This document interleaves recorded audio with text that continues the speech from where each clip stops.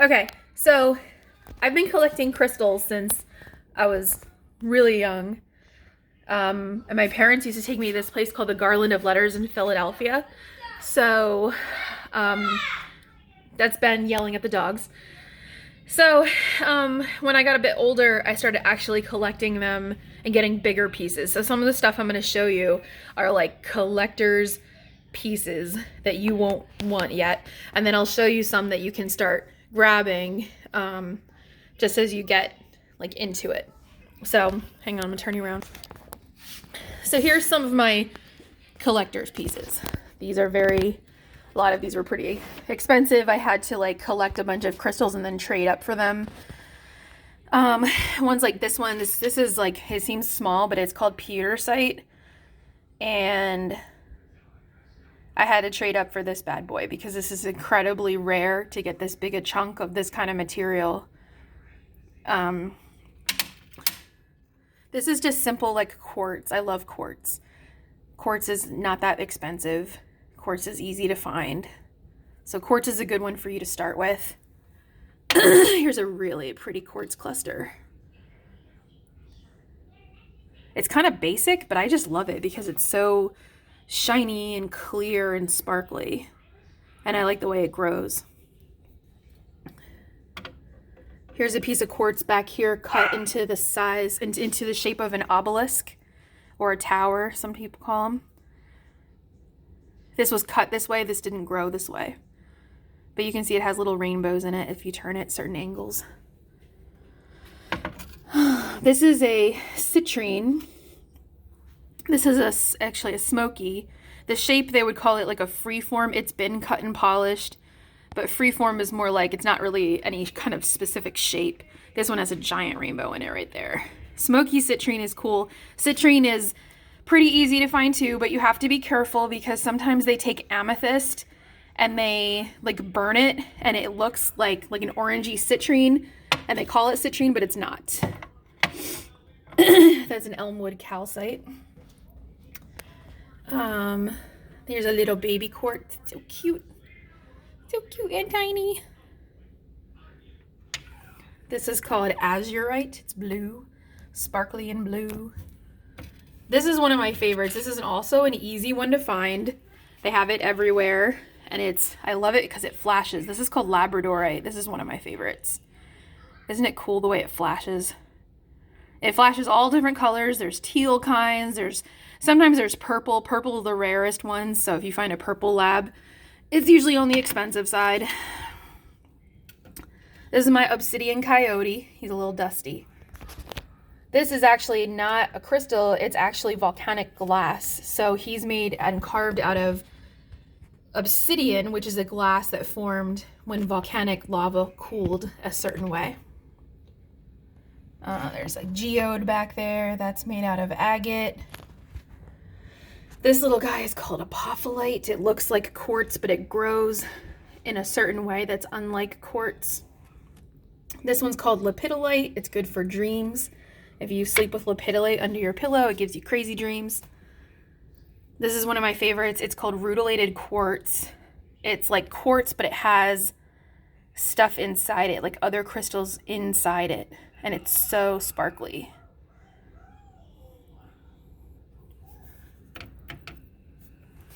I got some more down here. Here's another. I have a lot of Labradorite because it's like my favorite.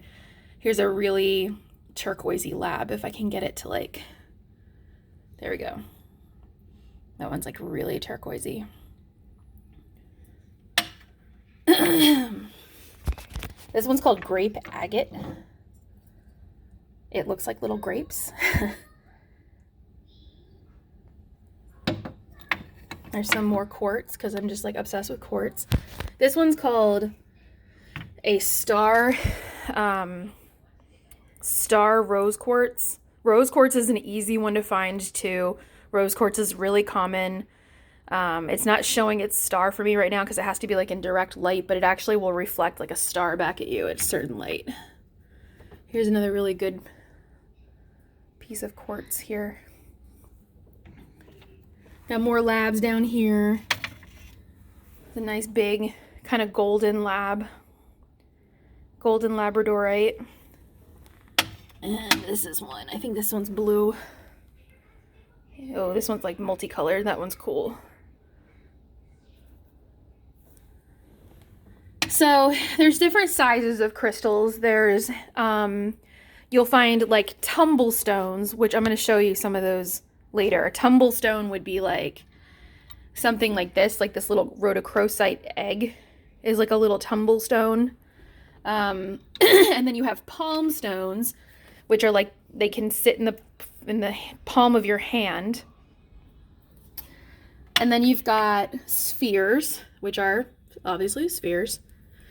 This is one of the rarest crystals I have, probably the rarest crystal I own. It's called Covalite. I think Brian's home, that's why the dogs are barking. It's not really showing in this light, but it kind of like reflects a beautiful deep navy blue. But the material is so rare, and it's hardly ever found in spheres, that this piece alone is worth probably like $600. Let's keep going. Oh, I'm going to show you some of my tumbles, which is what I think you should start with.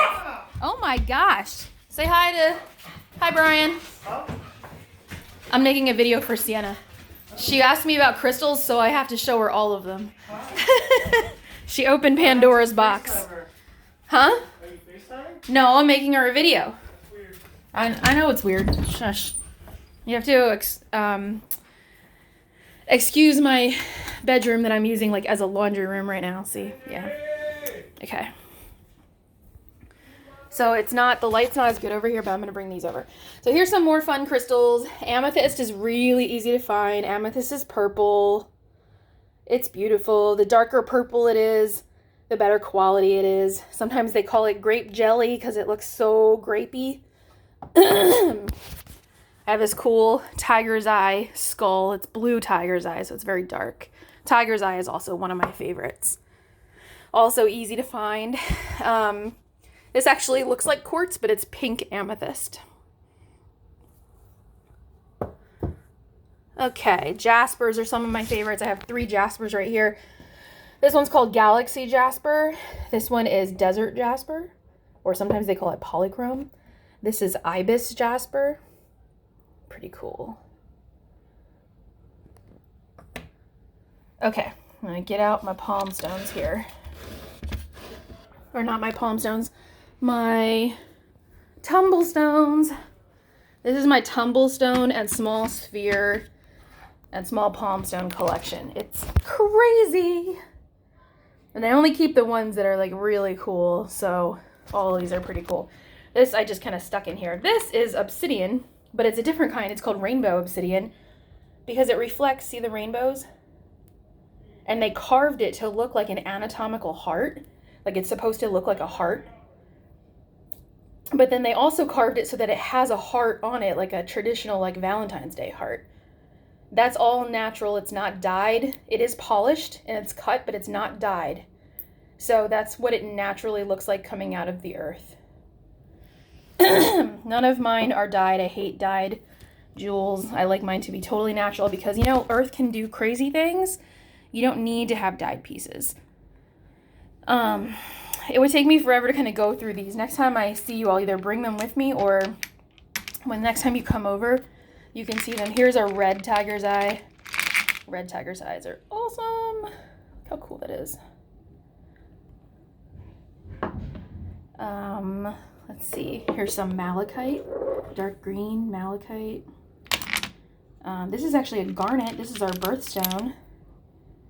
Garnet. This is what garnet looks like when it comes out of the earth before it's polished and cut to look like a gem. It's a lot more dark red.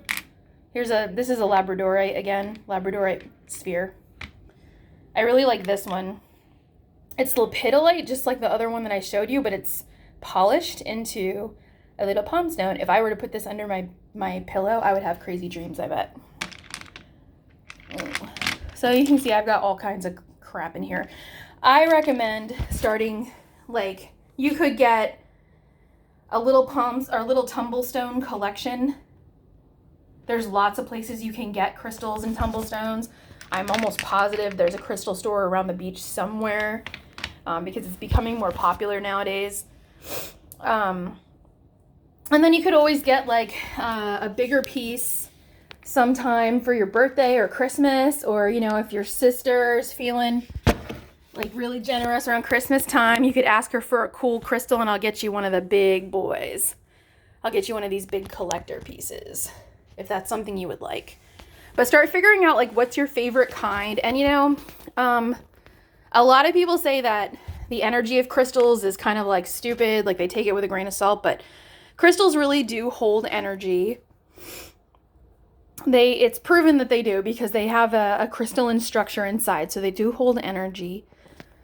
And different stones hold different kinds of energy, and certain ones will just feel like really good. Like you'll just be really attracted to one, or one day you'll get up and you'll be like, man, I really just want to walk around with this vanadinite in my hand. Like today, I just want to feel it. I want to walk around with it in my pocket. And sometimes that just means like you need that crystal that day. I do that all the time. It's not necessarily, I don't overthink it. I just kind of go, oh, I really am feeling like I want to hold my heart. You know, I want to hold my heart all day today. There's something about that crystal that I need. Okay, well, this is probably like way more than you asked for, but you opened the can of worms and here it is. I'm obsessed with crystals, so, you know, you can't get me started because I'll just go and go. And it's already an 11-minute video and you're probably super bored. So I'm gonna go.